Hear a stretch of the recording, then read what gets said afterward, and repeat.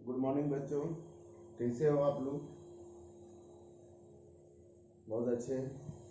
आज हम लोग क्लास 8वीं की विषय विज्ञान चैप्टर नंबर 4 को आप लोग देखेंगे, विद्युत धारा के रासायनिक प्रभाव।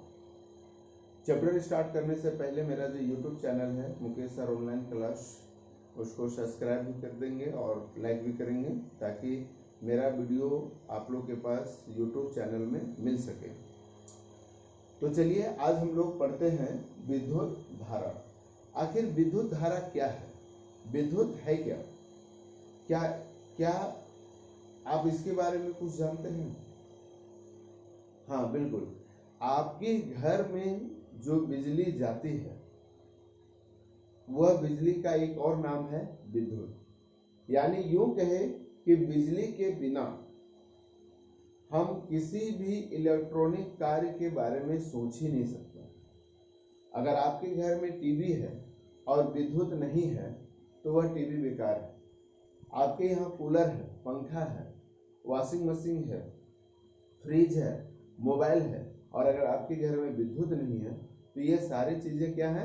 बेकार है। यानी अगर एक तरह से विद्युत धारा क्या हो गया? बिजली की प्रवाह। अगर मान लीजिए कि आपके घर में लाइन खींचा हुआ है, ठीक है, लेकिन बिजली नहीं है, तो भी वो सारी चीजें क्या है? बेकार हैं, फालतू है। विद्युत धारा, धारा मतलब प्रवाह, यानी विद्युत का जो प्रवाह होता है, यानी विद्युत जो आपके घर में चल के आती है उसे हम लोग क्या बोलेंगे? विद्युत धारा बोलेंगे। ठीक है, ये रासायनिक प्रभाव। तो आखिर विद्युत धारा के क्या प्रभाव हैं, इसके कौन से गुण हैं, ठीक है, ये हमारे लिए किस प्रकार से हमारे जीवन को प्रभावित करता है, इसके बारे में हम लोग इस चैप्टर में पढ़ेंगे। तो सबसे पहले हम लोग विद्युत का कुछ गुण जानते हैं, वस्तुओं के पदार्थों का कुछ गुण जानते हैं। ऐसे ठोस पदार्थ जिससे विद्युत धारा का चालन करता है सुचालक या चालक कहलाता है। यानी कुछ ऐसे भी पदार्थ आप लोग देखे होंगे जिससे विद्युत धारा जो है उससे चालन करता है। चालन मतलब गति करना। यानी आप देखेंगे कि अगर थोड़ा इमेजिन कीजिए कि जो विद्युत का जो वायर होता है, अगर वह वायर पत्थर का होता है या लकड़ी का होता है तो क्या होता है, या प्लास्टिक का होता है तो क्या होता है? शायद हमारे घर में बिजली नहीं आती। यानी इस बिजली को आपके ट्रांसफार्मर से, पोल से, खंबे से आपके घर तक, मशीनों तक पहुंचाने में हमें विद्युत वायर्स की आवश्यकता होती है। और ये वायर्स किस वस्तु के बने होते हैं? तांबे के बने होते हैं, लोहे के बने होते हैं, एल्युमिनियम के बने होते हैं। ठीक है, तो ये सारी चीज क्या है? आपके विद्युत सुचालक है। यानी ये तांबे, लोहा, एल्युमिनियम जो है, इससे आसानी से जो है वो बिजली एक जगह से दूसरी जगह चल सकती है। यानी जिससे होकर विद्युत आसानी से प्रवाहित होती है उसे हम लोग बोलते हैं सुचालक। ऐसे ठोस पदार्थ जिससे विद्युत धारा का चालन नहीं होता है उसे हम लोग क्या बोलेंगे? विद्युत का कुचालक कहेंगे। इसको याद रखना है। कुचालक क्या हो गया? कु मतलब खराब, चालक मतलब चलना। यानी जिससे विद्युत धारा नहीं चल सकता है उसे हम लोग कुचालक कहते हैं। और सुचालक, सु मतलब अच्छा, जिससे विद्युत धारा अच्छी तरीके से चल सकता है उसे हम लोग क्या बोलेंगे? सुचालक। एक होता है हीन चालक, ऐसे पदार्थ जो विद्युत का धीमा यानी दुर्बल चालन करता है। जैसे अक्सर हम लोग घर में क्या बोलते हैं? Dim voltage. डिम मतलब धीमा, यानी धीमा जो विद्युत का जो धीमा चाल होता है उसे हम लोग हीन चालक कहते हैं। तो अक्सर हमारे पास ठोस में दो वस्तुएं आ गई। पहली वस्तु क्या है? सुचालक है। दूसरी वस्तु क्या है? कुचालक है ना। अब आते हैं हम लोग, क्या पानी में विद्युत चल सकता है? ठीक है, तो चूंकि बच्चों ये सभी हम लोग जानते हैं कि शुद्ध पानी जो होता है उसमें किसी प्रकार का कोई मिलावट नहीं होता है। जैसे आशुद्ध जल, आशुद्ध जल में किसी प्रकार का कोई लवणीय कण नहीं होता है, कोई रासायनिक कण नहीं होता है, इसलिए आशुद्ध जल में विद्युत धारा प्रवाहित नहीं हो सकती है। लेकिन अगर आप नल का या उसमें थोड़ा सा नींबू मिला दीजिए या चीनी मिला दीजिए, ठीक है, तो उसमें विद्युत चालन कर सकता है। ठीक है, तो जब किसी अम्लीय जल में, अम्लीय मतलब हो गया आप उसमें नींबू मिला दीजिए, सर्फ मिला दीजिए, तो इससे भी विद्युत धारा चालन कर सकता है। में विद्युत धारा प्रवाहित की जाती है तो इसे अम्लीय जल में रासायनिक परिवर्तन होता है, यानी अम्लीय जल में जो होता है कुछ परिवर्तन होता है और इसी परिवर्तन को हम लोग विद्युत धारा का रासायनिक प्रभाव कहते हैं। जैसे अगर आप नींबू में, पानी में नींबू मिला दीजिए और उसमें अगर आप बिजली चलाते हैं या बिजली उसमें चलती है तो आप देखेंगे कि उसमें कुछ रासायनिक प्रभाव आपको देखने को मिलेगा। तो ऐसे चालक जिसमें हम अम्लीय मिला देते हैं तो उसमें एक तरह से उतना ज्यादा लाइट नहीं देगा, लेकिन थोड़ा थोड़ा लाइट देगा, धीमा लाइट देगा, जो हीन चालक का काम करता है। अगर आप एक छोटा सा प्रैक्टिकल कर सकते हैं कि आपके पास अगर नींबू का 2 टुकड़ा है तो अगर नींबू के 2 टुकड़े को आप एलईडी बल्ब के साथ अगर इसका आप प्रैक्टिकल घर में करेंगे, जैसे नींबू आप ले लीजिए और नींबू लेने के बाद नींबू को 2 टुकड़ा कर दीजिए, बीच से 2 टुकड़े काट देने हैं। ठीक है, यानी आपको इस तरह का 2 टुकड़ा मिल जाएगा नींबू का। और नींबू का 2 टुकड़ा मिलने के बाद आप क्या करेंगे कि यहाँ से एक तांबे का वायर इसमें जोड़ देंगे और यहाँ से एक तांबे का वायर जो है यहाँ निकाल के आप एक एलईडी बल्ब में जोड़ देंगे, एक यहाँ पर जोड़ेंगे और एक नीचे। तो आप देखेंगे कि यह बल्ब जो होता है वह धीरे धीरे धीमे से जल जाता है। यानी आप देख सकते हैं कि नींबू हो गया, नींबू से भी आप जो है विद्युत बल्ब तैयार कर सकते हैं। उसी तरह से आपके घर में अगर ये तो नींबू से हो गया, अगर आपके घर में आलू है तो आलू से भी हम लोग जो है विद्युत धारा तैयार कर सकते हैं। इसके लिए आपको क्या चाहिए, इस तरह का जो है 8 से 10 आलू ले लीजिए। ठीक है, और प्रत्येक आलू को इस तरह से वायर में जो है ऐसे जोड़ दीजिए। याद रखना है कि ये आलू में तांबे का जो है वायर होना चाहिए। ठीक है, और यहाँ से एक वायर ऐसे। ठीक है, इस तरह से जोड़ने के बाद यहाँ से हम फिर जो है एक बल्ब निकालेंगे और जब इस बल्ब में एलईडी बल्ब, याद रखिएगा एलईडी बल्ब, जब हम एलईडी बल्ब ये आलू के द्वारा, जब हम आलू के द्वारा बल्ब को एक दूसरे से जोड़ेंगे तो यह बल्ब जलने लगेगा। ठीक है, इसको आप लोग घर में प्रैक्टिकल कर सकते हैं। ठीक है, इसके बाद आप देखेंगे कि विद्युत धारा जो है वह किस प्रकार से प्रभाव डालता है।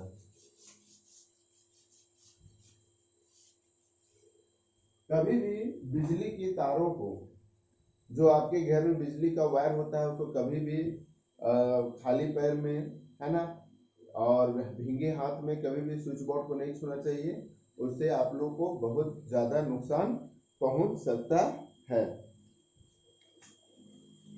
इसके बाद है कि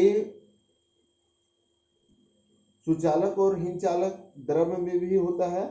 अब देखिए विद्युत धारा के कुछ रासायनिक प्रभाव। विद्युत धारा कोई रासायनिक परिवर्तन ला सकता है ना, विद्युत धारा जो होते हैं वह रासायनिक परिवर्तन ला सकते हैं। किसी अम्लीय जल विद्युत धारा प्रवाहित की जाती है तो अम्लीय जल में रासायनिक परिवर्तन होता है और इसे विद्युत धारा का रासायनिक परिवर्तन कहते हैं।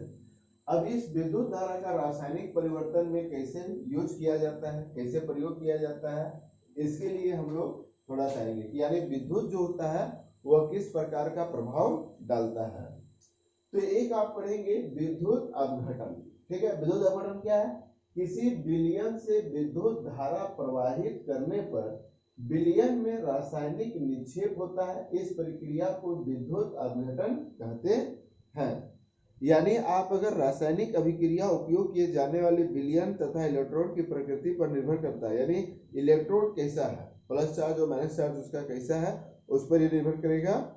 रासायनिक अभिक्रिया में विलयन के रंग में परिवर्तन हो सकता है। यानी विद्युत अपघटन क्या करेगा कि अगर आप किसी विद्युत जो रासायनिक प्रभाव अगर उसका देखना है तो किसी धातु पर या किसी विलयन पर जो है आप अगर उसको देखेंगे तो उसका कलर चेंज हो जाएगा।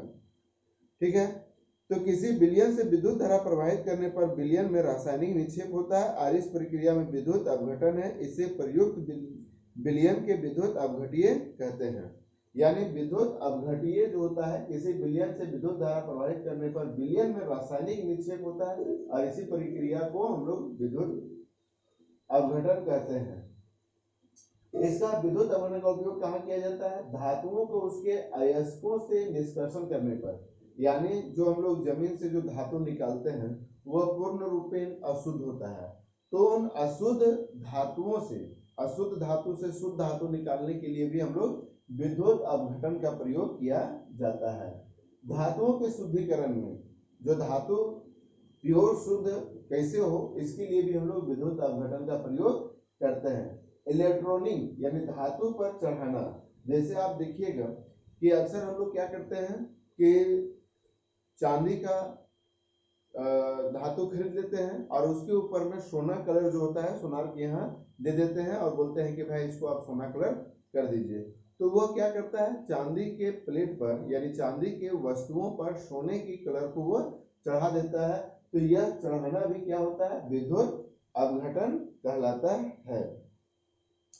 तो आप यहाँ पर देखेंगे कि विद्युत अपघटन के द्वारा हम लोग कैसे ऑक्सीजन गैस निकालेंगे। तो सबसे पहले एक बड़ा सा पात्र ले लेंगे, ठीक है, शीशा का पात्र ले लेंगे और उसके अंदर में थोड़ा पानी भर देंगे, जो आपके घर का पानी है, और इसके ऊपर में दो जो है प्रश्नली लेंगे और इस प्रश्नली को उल्टा खड़ा कर देंगे और यहाँ पर जो है दो तांबे के प्लेट लेंगे, ठीक है, और ये तांबे प्लेट क्या करेंगे, हम लोग प्रश्नली के अंदर में इसको रख देंगे और यहाँ से एक तांबे का वायर जो है ऐसे करके निकाल के इसको प्लस चार्ज में करेंगे और ये एक दूसरी जो प्लेट है उससे एक वायर निकालकर हम लोग माइनस चार्ज वाले बैटरी में जोड़ देंगे।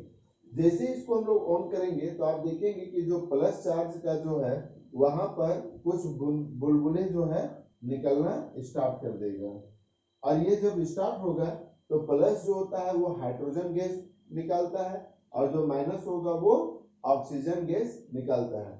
यानी जल से हम लोग हाइड्रोजन और ऑक्सीजन गैस को अपघटन कर सकते हैं। तो यह विद्युत अपघटन द्वारा ऑक्सीजन एवं हाइड्रोजन गैस का हम लोग परीक्षण जो है वह विद्युत अपघटन के द्वारा कर सकते हैं। अक्सर आप देखे होंगे कि जो हम लोग खाना खाते हैं थाली में वो स्टील का थाली होता है, या आप साइकिल का घंटी हो गया, हैंडल हो गया, ठीक है। अभी तो बहुत सारा देखिएगा कि जो घर में हम लोग स्टील का ग्रिल लगाते हैं, है ना, तो वो आप देखिए कितना चमचमाहट होता है। तो ये सभी चमचमाहट कहाँ से आते हैं? ये सभी जो होते हैं आपके विद्युत अपघटन के द्वारा उसमें एक लेप लगाया जाता है और उस लेप का नाम है क्रोमियम, ठीक है।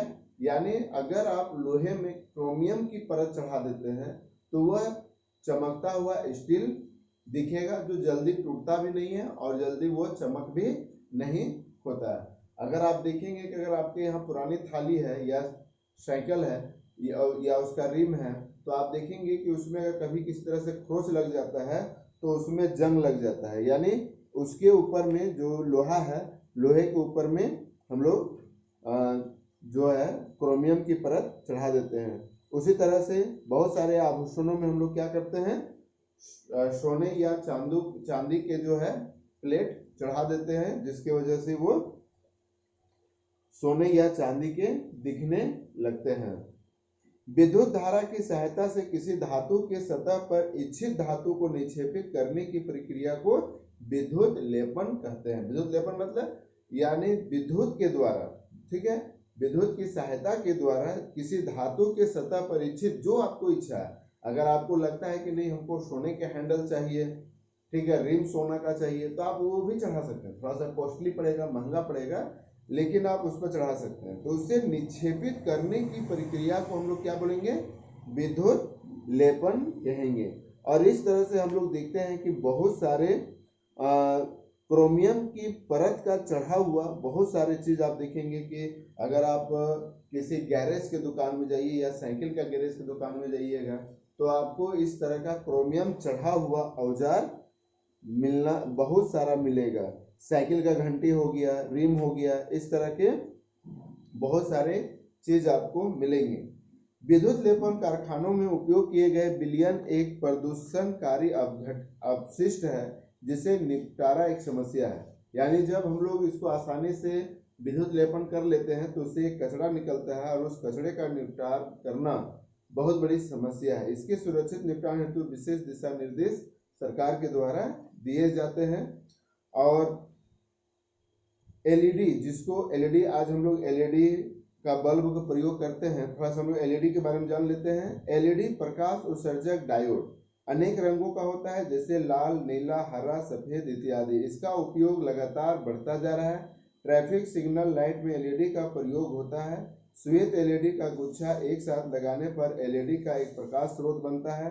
एलईडी ऊर्जा का बहुत कम खपत होता है। यानी अगर हम एलईडी बल्ब का प्रयोग करते हैं तो आप जरा सोचिए, अगर एलईडी बल्ब आपके पास है तो एलईडी बल्ब कितना वोल्टेज खींचता होगा? मात्र 8 वोल्ट, 9 वोल्ट, 10 वोल्ट, 12 वोल्ट, है ना।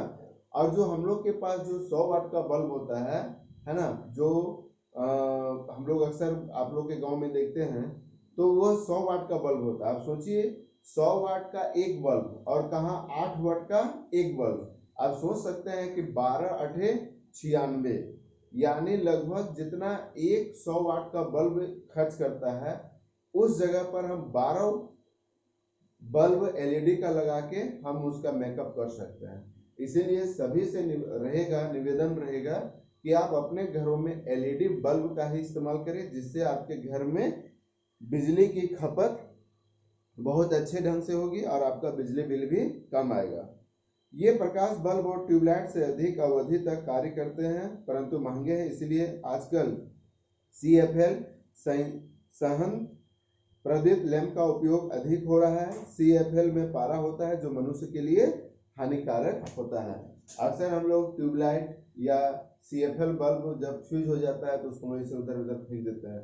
ये नहीं फेंकना चाहिए। अगर पारा किसी तरह से हमारे शरीर में प्रवेश कर जाएगा तो यह हमारे शरीर के लिए बहुत बड़ा नुकसानदायक बनेगा। तो इस तरह से हम लोग विद्युत धारा के रासायनिक प्रभाव जो नामक चैप्टर है उसको हम लोग कंप्लीट कर लिए हैं और बहुत कम चीज़ों में हम लोग इसको समझने का कोशिश किए हैं। आप लोग घर में इस बुक को अच्छे ढंग से पढ़ेंगे और अगर किसी तरह से कोई दिक्कत होता है तो आप मुझे फ़ोन करके निश्चित तौर पर पूछेंगे। तब तक के लिए सभी कोई घर में सुरक्षित रहें, अच्छे ढंग से घर में बुक को पढ़ें और यह चैप्टर कंप्लीट हो जाने के बाद इसका जो अभ्यास है वो अभ्यास सभी कोई बनाकर मेरे व्हाट्सएप नंबर पर भेजेंगे और मैं सबका चेक करके फिर मैं आप लोग को बताऊंगा कि कहाँ गलती है, या अगर किसी तरह से कोई प्रश्न नहीं बनता है तो आप मुझे उस क्वेश्चन लिख कर मेरे व्हाट्सएप में कर देंगे। मैं वहाँ पर आपको उसका उत्तर लिख कर भेज दूंगा, या जिस चीज़ में आपको कन्फ्यूजन होता होगा आप उस चीज़ को लिख कर मेरे पास भेजेंगे, मैं उसे सॉल्व करूंगा। तब तक के लिए सभी को धन्यवाद और बहुत बहुत धन्यवाद। Thank you.